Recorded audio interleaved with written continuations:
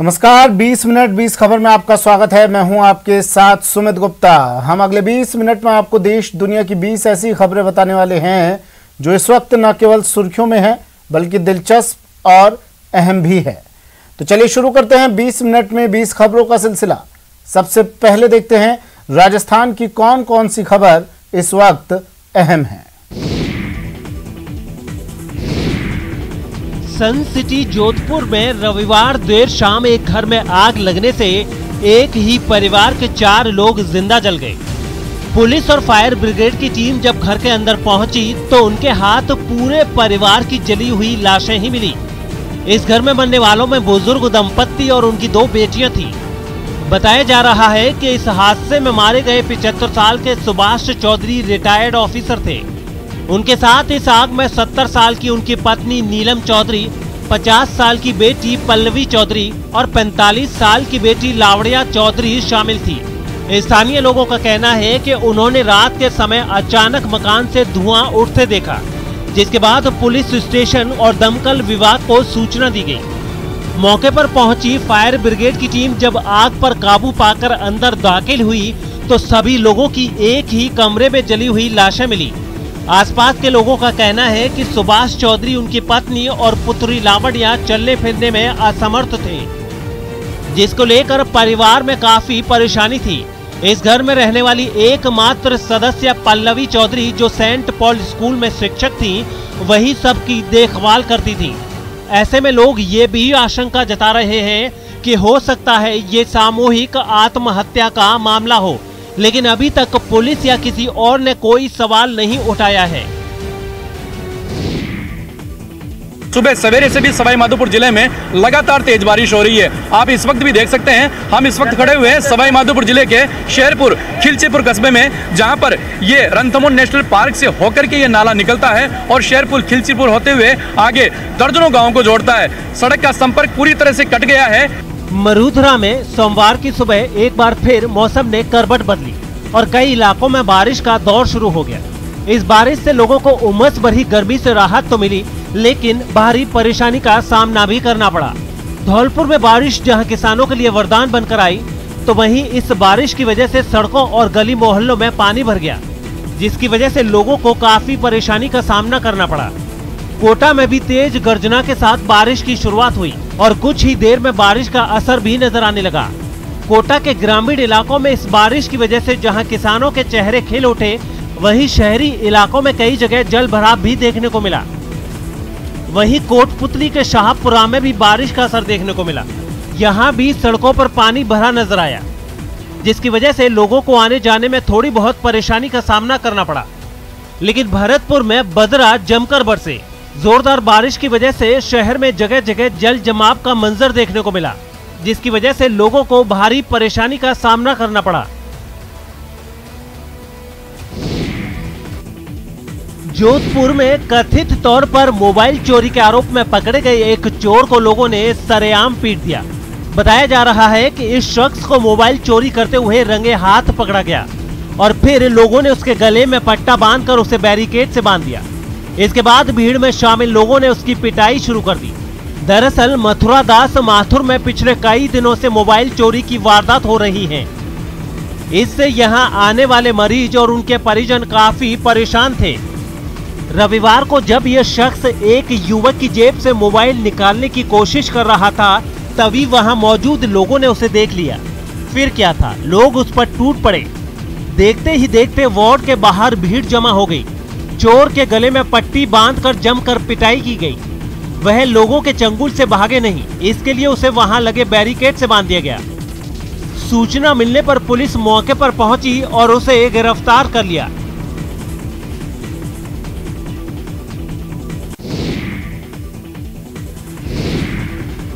जोधपुर से मानवता को शर्मसार करने वाला मामला सामने आया है। यहाँ के मसूरिया इलाके में एक बुजुर्ग की तबीयत खराब होने की वजह से वो एक दुकान के सामने गिर गए थे। जिस दुकान के सामने बुजुर्ग शख्स गिरे थे, उस दुकान के मालिक ने उन्हें अस्पताल ले जाने की जगह एक ऑटो से सड़क किनारे फेंकवा दिया। ऑटो से फेंकने वाली ये तस्वीरें पास के एक मकान में लगे सीसीटीवी में भी रिकॉर्ड हो गईं। ऑटो से गिरने के बाद बुजुर्ग की हालत खराब हो गई और फिर उनकी मौत हो गई। बाद में जब पुलिस को सड़क किनारे बुजुर्ग की लाश मिली तो पूरे मामले की जांच शुरू की गई, जिसमें पता चला कि जिस बुजुर्ग की मौत हुई है वो चौपासनी हाउसिंग बोर्ड के सेक्टर 9 के रहने वाले हैं और उनका नाम धर्मदास है। 2 दिन पहले ही वो कैटरिंग का काम करने के लिए घर से निकले थे, लेकिन लौट के घर नहीं आए। कंट्रोल रूम से सूचना मिलती है कि हमें नटबस्ती के सामने अरिहंत बिल्डिंग के पास में एक व्यक्ति अचेतावस्था में पड़ा हुआ है। सूचना मिलती है, जब हम मौके पर गए तो व्यक्ति मृत था। हमने आसपास के कैमरे दिखवाए हैं, बिल्डिंग के भी हमने कैमरे दिखवाए हैं, तो वहाँ पर कुछ सस्पेक्टेड गाड़ी, एक ऑटो हमें नज़र आता है जो उस व्यक्ति को यहाँ ड्रॉप करके गए हैं और इस स्थिति में हमने बॉडी को शिफ्ट करा दिया है और यहाँ पर कैमरे देख करके और आगे की कार्रवाई कर रहे हैं। करीबन अगर कैमरों के हिसाब से ले तो 2-2:30 बजे के समथिंग इसको यहाँ पर ड्रॉप किया गया है। हाँ, ये इसके व्यक्ति 9 सेक्टर CHB का निवासी है। इसका नाम धर्मदास है और कैटरिंग का काम करता है। नागौर के किले की ढाल इलाके में रविवार की रात यूं ही हंगामा होता रहा। बताया जा रहा है कि यहां आपसी रंजिश को लेकर 2 गुटों के बीच जमकर झड़प हुई थी। उसी झड़प के दौरान एक शख्स ने चाकू निकाल लिया और उसने विरोधी गुट के एक युवक को चाकू मारकर घायल कर दिया। चाकू लगने से घायल हुए शख्स को जमीन पर गिरते देख विरोधी गुट भाग निकला। इसके बाद जैसे तैसे लोगों ने घायल युवक को नागौर के JLN अस्पताल पहुंचाया और उसी चाकूबाजी को लेकर यहां घंटों बवाल होता रहा। इन लोगों का आरोप है कि पुलिस काफी देर से मौके पर पहुंची। ये भी बताया जा रहा है कि इलाके के 2 गुटों के बीच पुरानी रंजिश थी और उसी रंजिश में रविवार की शाम दोनों गुट भिड़ गए थे।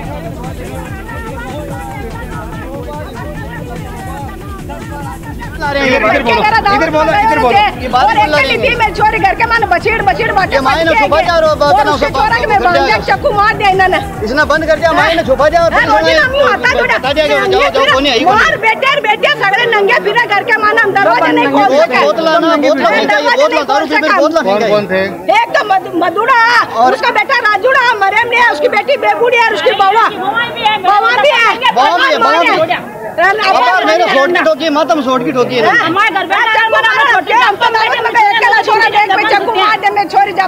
हम गए थे। आबकारी विभाग ने अगर इन वॉश को नष्ट नहीं किया होता तो फिर ये लोगों के सिर चढ़कर बोलता। वॉश नष्ट करने की ये तस्वीरें उदयपुर के अलग अलग इलाकों से आई हैं। बताया जा रहा है कि आबकारी विभाग की टीम ने अवैध शराब के निर्माण और भंडारण का भंडाफोड़ करने के लिए एक स्पेशल अभियान चला रखा था, जिस दौरान 1750 लीटर वॉश नष्ट किया गया। ये भी बताया जा रहा है कि उदयपुर में आबकारी विभाग की टीम ने सलुम्बर के करकेटा, जरमाल और मजावतों का गुड़ा इलाके में अभियान चलाकर वॉश नष्ट किया और इस दौरान 2 चालू भट्टी भी नष्ट की गयी। खास बात यह है कि इस पूरी कार्रवाई के दौरान कहीं से भी कोई आरोपी आबकारी विभाग के हत्थे नहीं चढ़ा। हालांकि आबकारी विभाग की टीम ने मामला दर्ज कर इनकी तलाश भी शुरू कर दी है। गुड्डा गुड्डी के साथ खेलती इस प्यारी सी बच्ची ने शपथ ली है, संकल्प लिया है किसी की अंधेरी दुनिया में उजाला लाने का संकल्प। जी हाँ, ये बच्ची उम्र में भले ही काफी छोटी है, लेकिन इसकी सोच काफी बड़ी है। ये बीकानेर की 8 साल की सौम्या है। इसने इस छोटी सी उम्र में बड़ा काम किया है। बच्चे जन्मदिन के मौके पर अपने माँ बाप से गिफ्ट लेते हैं, लेकिन इस बच्ची ने अपने जन्मदिन पर महादान का संकल्प लिया है, नेत्रदान करने की शपथ ली है। मैंने अपने 8वें जन्मदिन पर आई डोनेट करवाने का निर्णय लिया है, ताकि मेरे जाने के बाद ये सुंदर दुनिया कोई और भी देख सके। सौम्या ने अपने जन्मदिन पर जब अपने मम्मी पापा से नेत्रदान का संकल्प लेने की इच्छा जाहिर की, तो छोटी सी सौम्या के इस बड़े फैसले को सुनकर पूरा परिवार हैरान रह गया।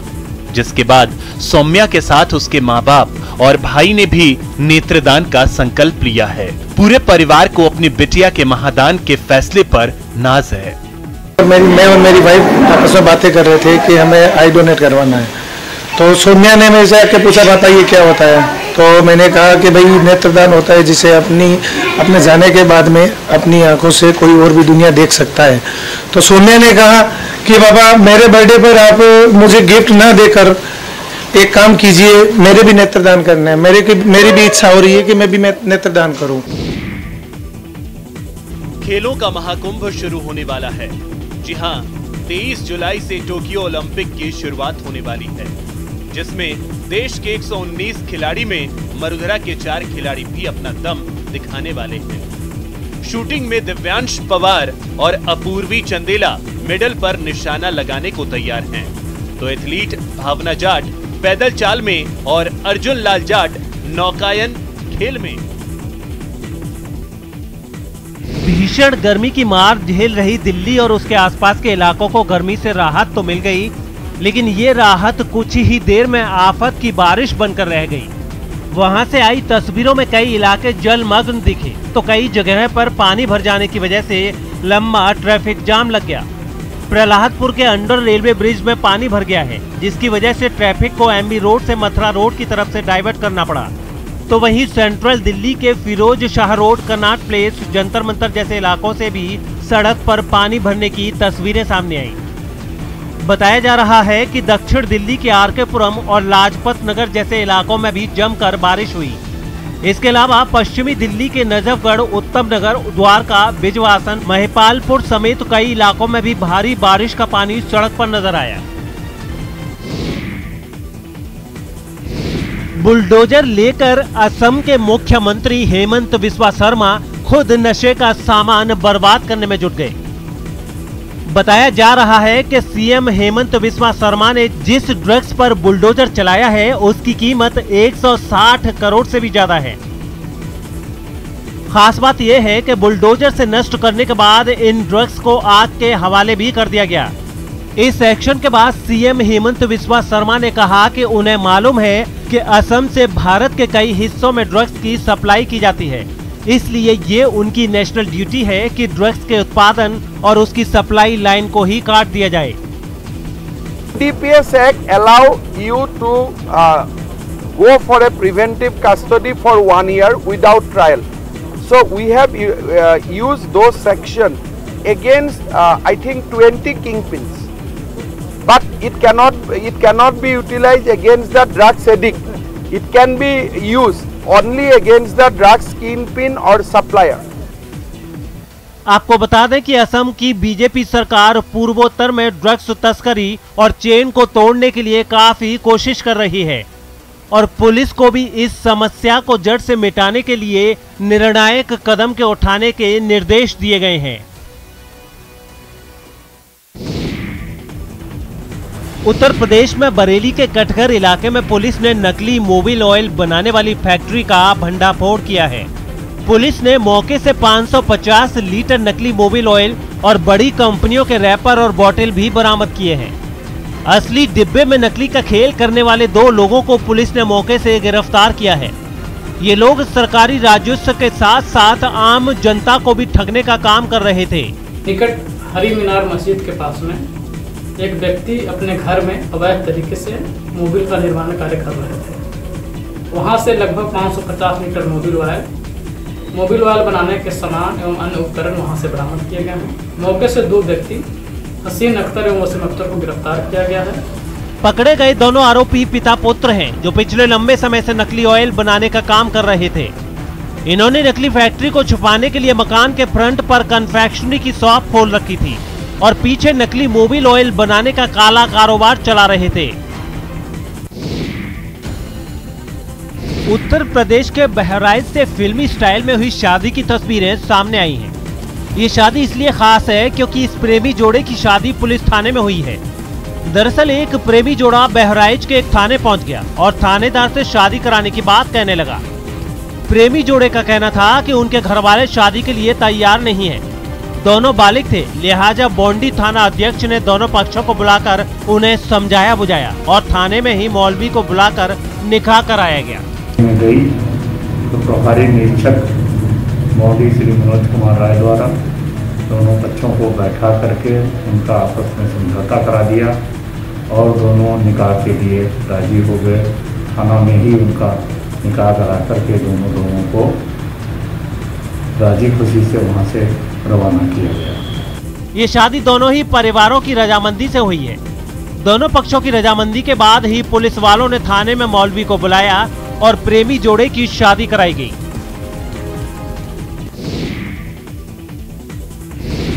यूपी के मथुरा में श्री कृष्ण जन्मभूमि परिसर में एनएसजी और यूपी एटीएस टीम ने मॉक ड्रिल कर आतंकियों से निपटने की अपनी तैयारियों को परखा। ये मॉक ड्रिल ऐसे समय में की गई जब हाल ही में लखनऊ से गिरफ्तार संदिग्ध आतंकियों से पूछताछ में ये पता चला कि मथुरा समेत प्रदेश के बड़े धार्मिक स्थल उनके निशाने पर थे। इसलिए अपनी तैयारियों को परखने के मकसद से एनएसजी और यूपी एटीएस टीम ने अचानक ये मॉक ड्रिल की ताकि आतंकी हमले के वक्त साजिश को तुरंत नाकाम किया जा सके। इस मॉक ड्रिल के शुरू होते ही पुलिस वाले आसपास खुली दुकानों को फौरन बंद कराने में जुट गए। मंदिर परिसर में मौजूद लोगों को फौरन बाहर निकाल दिया गया और कुछ ही देर में वहां खोजी कुत्तों की मदद से चप्पे चप्पे की तलाशी ली गई, जबकि शहर की गलियों में हथियारों से लैस कुछ एनएसजी कमांडो मार्च करते दिखे तो कुछ दुकानों की आड़ लेकर मोर्चा संभाले नजर आए। जो डमी आतंकवादी हैं और सुरक्षा बल हैं उनके बीच में मुठभेड़ चल रही है और इस मुठभेड़ के दौरान एक जो दरोगा है, दरोगा टेक चंद, वो गंभीर रूप से घायल हुए हैं।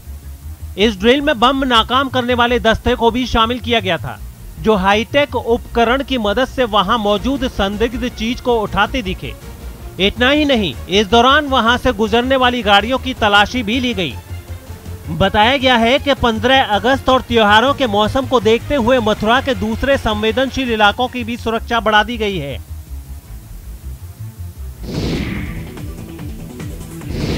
यूपी के हरदोई जिले से रोंगटे खड़े कर देने वाली तस्वीर सामने आई है। दरअसल वहां एक रिहायशी इलाके में तेंदुआ घुसने से हड़कंप मच गया।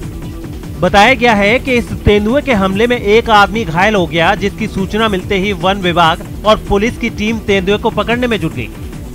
लेकिन तेंदुआ इन लोगों को चकमा देते हुए एक मकान में घुस गया, जिससे उस मकान में मौजूद लोगों में चीख पुकार मच गई और उन लोगों ने अपने आप को बचाने के लिए एक कमरे में खुद को बंद कर लिया। बताया गया है कि इसी बीच तेंदुए ने मकान में मौजूद एक आदमी को घायल कर दिया, जिसके बाद वन विभाग के लोग तेंदुए को पकड़ने के लिए उस मकान के बाहर जाल बांधते दिखाई दिए। थोड़ी ही देर में वहां पर लोगों की भारी भीड़ भी जुट गई, जिसे काबू करने में पुलिस वालों को काफी मेहनत करनी पड़ी। सुनील वाजपेयी के ऊपर हमला किया इसने, वो हमारे भाई है। वन विभाग की टीम ने एहतियात के तौर पर आसपास के मकानों में रहने वाले लोगों को सुरक्षित जगह पर पहुंचा दिया। बताया गया है कि इस तेंदुए को पकड़ने के लिए लखनऊ से विशेषज्ञों की एक टीम भी बुलाई गई। बिहार के मधुबनी में पुलिस ने रेप के एक फरार आरोपी के मकान को नेस्तनाबूद कर दिया। ये कार्रवाई कोर्ट के आदेश पर विमल यादव नाम के आरोपी के खिलाफ पुलिस ने की, जिसके मकान को एक खुदाई करने वाली मशीन की मदद से तोड़ दिया गया। पुलिस का एक जवान हथौड़े की मदद से मकान की दीवारें तोड़ता भी नजर आया, तो वहीं कुछ पुलिस वाले मकान की छत को तोड़ते दिखे।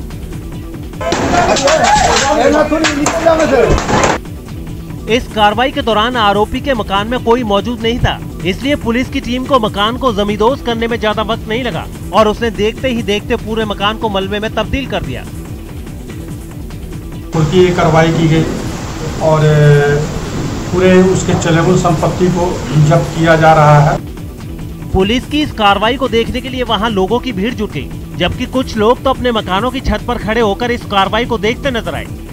विमल यादव नाम के आरोपी पर एक नाबालिग के रेप का इल्जाम है, जो फरारी बताया जा रहा है, जिसे पकड़ने के लिए पुलिस लगातार छापेमारी में जुटी है। हरियाणा के पानीपत से एक चौंकाने वाला वीडियो सामने आया है।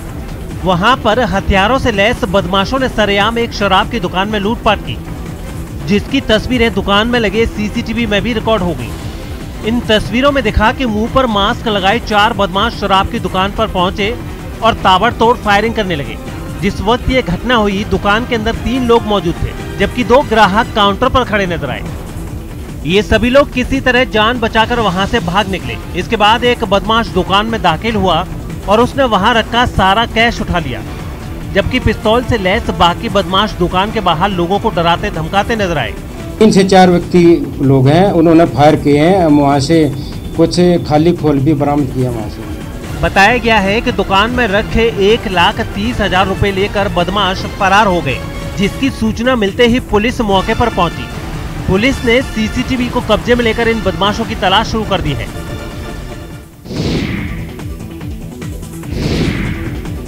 पश्चिम बंगाल के दुर्गापुर से हैरान करने वाली तस्वीरें सामने आई।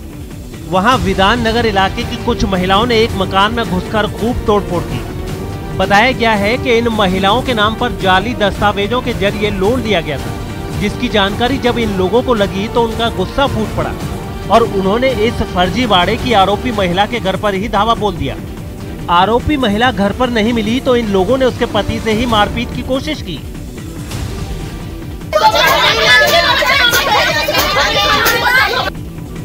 इससे भी जब हंगामा कर रही महिलाओं का मन नहीं भरा तो उन्होंने वहां खड़ी एक मोटरसाइकिल में तोड़फोड़ शुरू कर दी।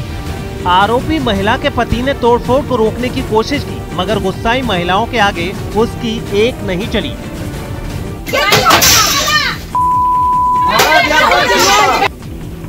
वहां से सामने आई तस्वीरों में एक महिला ईंटों को मकान के अंदर फेंकती दिखी, जबकि कुछ महिलाएं आरोपी के पति को खींचकर बाहर ले आई। इस दौरान वो इन लोगों से खुद को छोड़ने की गुहार लगाता रहा, मगर आग बबूला महिलाओं ने कोई रहम नहीं दिखाया। লোন তুলেছে কিন্তু টাকাটা আমি নিইনি, টাকাটা ও নিয়েছে। এরকম করে লোন টোন চালাচ্ছিল, সব ঠিক আছে, বাট আজ 4 মাস হলো পালিয়ে গেছে। इस पूरे हंगामे को देखकर आसपास के कई लोग इकट्ठा हो गए, लेकिन किसी ने भी हंगामे को शांत कराने की कोशिश नहीं की। कोरोना वायरस की जांच के लिए एक ऐसी किट बनाई गई है जो केवल 15 सेकंड में ये बता देगी कि व्यक्ति के शरीर में कोरोना वायरस है या नहीं।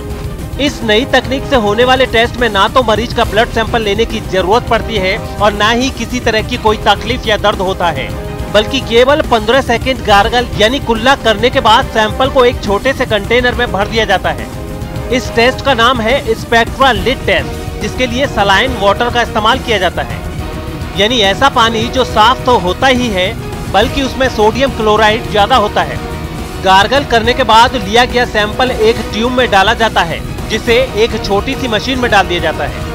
मशीन सीधा सॉफ्टवेयर से जुड़ी होती है, जो केवल 15 सेकंड में कंप्यूटर या लैपटॉप की स्क्रीन पर यह बता देती है कि सैंपल पॉजिटिव है या नेगेटिव।